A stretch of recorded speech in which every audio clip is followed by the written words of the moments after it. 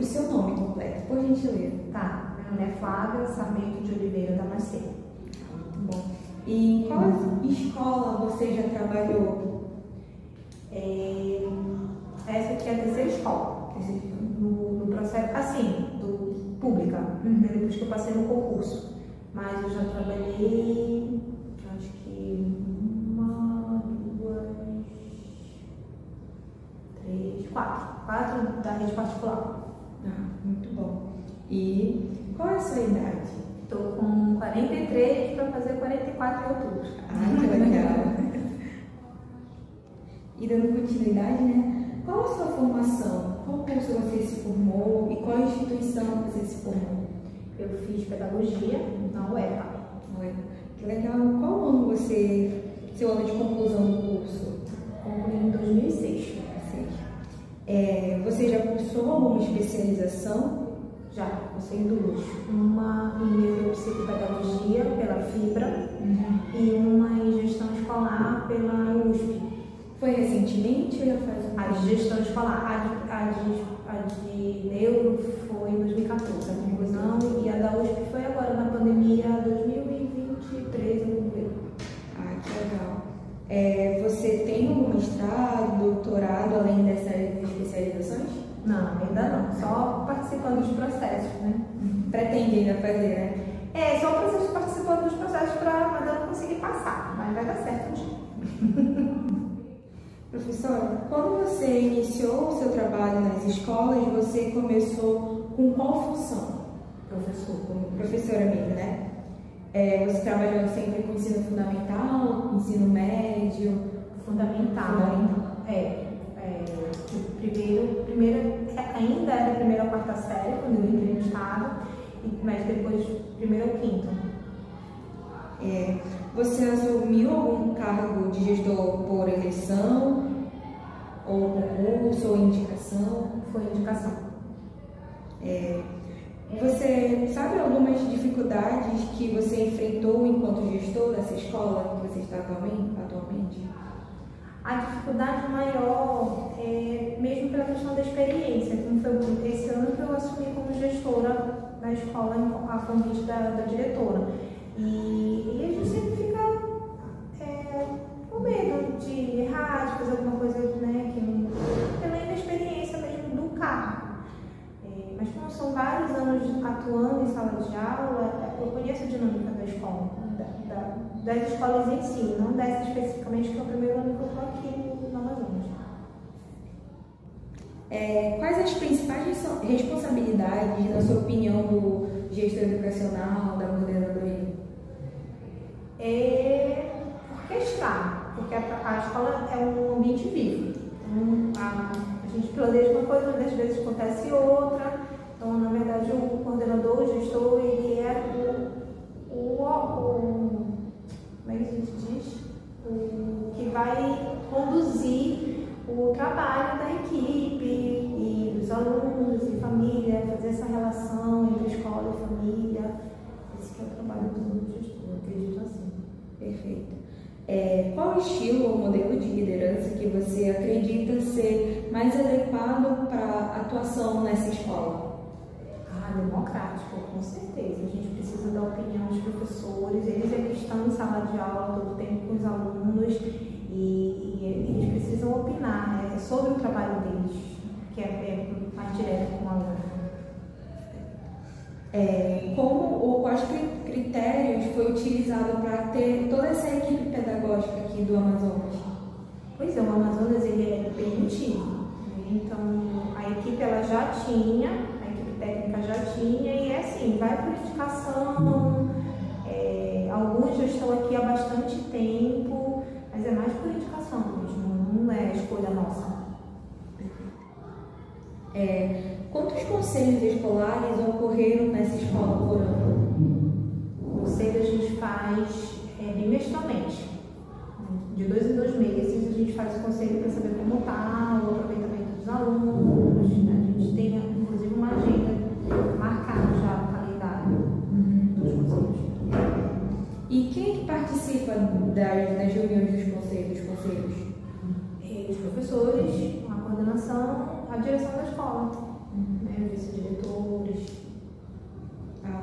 E quais são as pautas que entram no conselho para discutir, deliberar?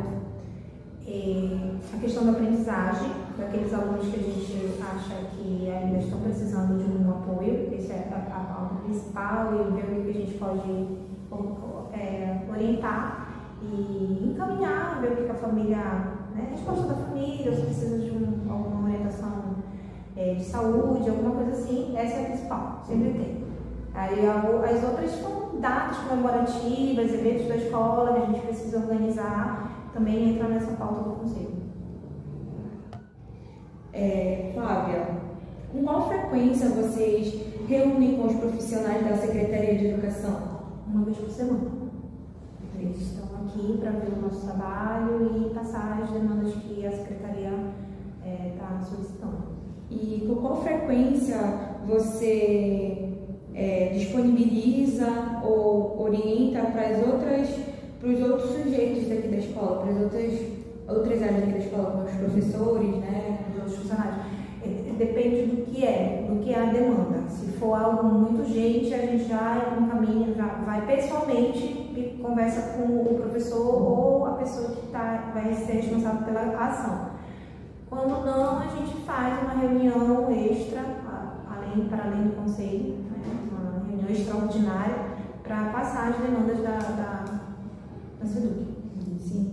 E quais são as suas obrigações em relação às secretarias de educação? Hoje eu estou na escola como vice-administrativa, então sou a segunda pessoa da direção. A diretora não está, eu que respondo. E aí é a administração, né? Apesar de, como é uma escola pequena, a gente acaba interferindo no trabalho do outro. Então eu dou apoio pedagógico, também falo com os professores, a gente meio que se mistura.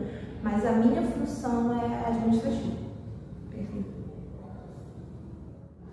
E sobre o PPP da escola, ela tem algum projeto político-pedagógico e qual é a vigência dele? Ele tem, e a vigência é de 2 anos, esse ano está acabando. Ela já está reelaborando, vendo quais são as estratégias para a gente reunir com a equipe para reelaborar esse projeto. E sobre essa elaboração, quem participou? A comunidade, a família, os professores, as pessoas que são da terceirizada, que prestam serviço para a gente, também participam, mais os professores. E a avaliação desse PPP é semestral, anual, e quem realiza ela? A avaliação que tu diz para ver se o PPP está bom? Isso. Eu acho que a gente nunca fez. Assim, porque como a gente participa do processo de elaboração, não tem uma reavaliação para ver se está acontecendo, né? Que tu estás falando, eu acho que...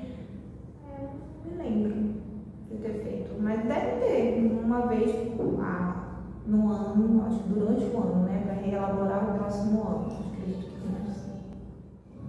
tenha. Flávia, como você realiza o seu planejamento para o ano letivo? Então, o nosso planejamento é baseado no calendário da SEDUC. Então, no início do ano, a SEDUC já nos envia o calendário anual e aí, a partir dele, que a gente vai elaborar o planejamento da escola. E fora isso, tem o planejamento pedagógico. Geralmente, os professores também pensam no projeto a ser desenvolvido durante o ano. E aí, tudo é decidido, na verdade, no início do ano, quando a gente faz a jornada pedagógica. Então, o planejamento é baseado, a princípio, nesse início, ainda que a gente precisa da demanda deles para poder fazer o nosso. E com qual frequência são realizadas as reuniões para as orientações e as deliberações do corpo técnico? Pelo menos uma vez na semana. A gente se reúne para saber quais são as deliberações, o que nós precisamos fazer, e se a gente precisa se reunir extraordinariamente com os professores. É uma vez por semana. E como você se relaciona com os alunos, pais e responsáveis aqui da escola? Eu acho que eu tenho uma boa relação com eles. Como é o meu primeiro ano na escola, eu acredito que eu fui, na verdade, eu me sinto bem acolhida na escola, teve uma aceitação, uma comunidade muito boa, participativa, ativa. Os pais, quando a gente chama para reunião, eles vêm. Lógico que nem é 100%, tem um ou outro que destoa. Mas, assim, no geral,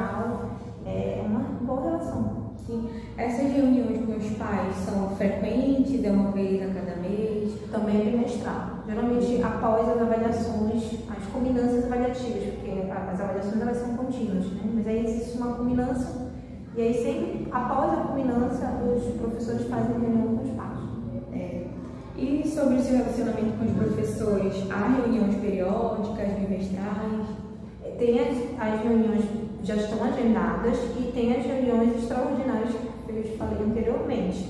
E a gente tem uma boa relação com os professores, é uma equipe muito boa. Realmente eles são muito preparados e desenvolvem a função deles com excelência. Flávia, quais são as suas maiores demandas ou a maior demanda da escola relacionada à Secretaria de Educação? São as provas externas. É a maior demanda que a Secretaria nos dá, porque as provas externas elas refletem o aproveitamento educacional do Estado. Então é algo que a Secretaria nos cobra bastante, a preparação dos alunos para a realização dessas provas externas. A escola possui algum programa exclusivo para o atendimento às pessoas com deficiência?